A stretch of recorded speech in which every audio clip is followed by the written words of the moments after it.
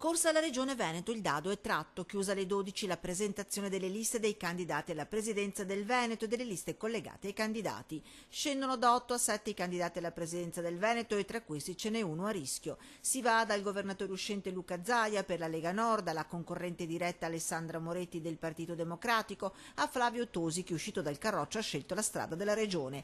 Il mondo indipendentista punta tutte le sue carte su Alessio Morosin, mentre Jacopo Berti è il candidato del Movimento 5 Stelle. La lista civica, ambientalista e solidale punta su Laura di Lucia Coletti. Esce dal conto delle candidature invece Gianluca Busatto di plebiscito.eu, che non ha raccolto un numero sufficiente di firme per la presentazione della sua candidatura. Giallo invece per Forza Nuova, candidato Sebastiano Sartori, alla cui lista sono state contestate centinaia di firme dal monte minimo stabilito di 1750. Lista e candidato che rimangono sospesi. Da parte di Forza Nuova si attendono le motivazioni per poi approntare un eventuale ricorso. Terminato il tempo disponibile per presentare le liste, ora i candidati hanno un mese, questo di maggio, per il rush finale. I veneti sono chiamati alle urne il 31 maggio. 20 complessivamente le liste presentate dai candidati, 5 le liste presentate per il governatore uscente Luca Zaia e tra i candidati ritroviamo il nome di Fabrizio Comencini tra i fondatori della Liga Veneta, 5 anche le liste presentate da Alessandra Moretti, di cui 3 civiche, tra i candidati volti noti dell'amministrazione pubblica, tra cui il sociologo Gianfranco Bettin, ma anche Sara Simeoni, ex atleta e primatista di salto in alto.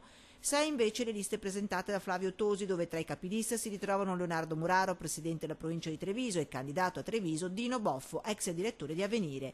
Una lista presentata da Indipendenza Veneta del candidato Alessio Morosin, i primi peraltro a portare le firme in tribunale. Alle 8 del mattino sono stati i primi in tutto il Veneto, in tutte e 7 le province, a entrare e a consegnare le liste con le firme dei cittadini che sostengono le liste. Una lista anche per l'altro Veneto, ora possiamo, della candidata Laura di Lucia Coletti. Anche per il Movimento 5 Stelle che candida Jacopo Berti è stata presentata una lista, e una lista presentata da Forza Nuova ma appunto sotto giudizio.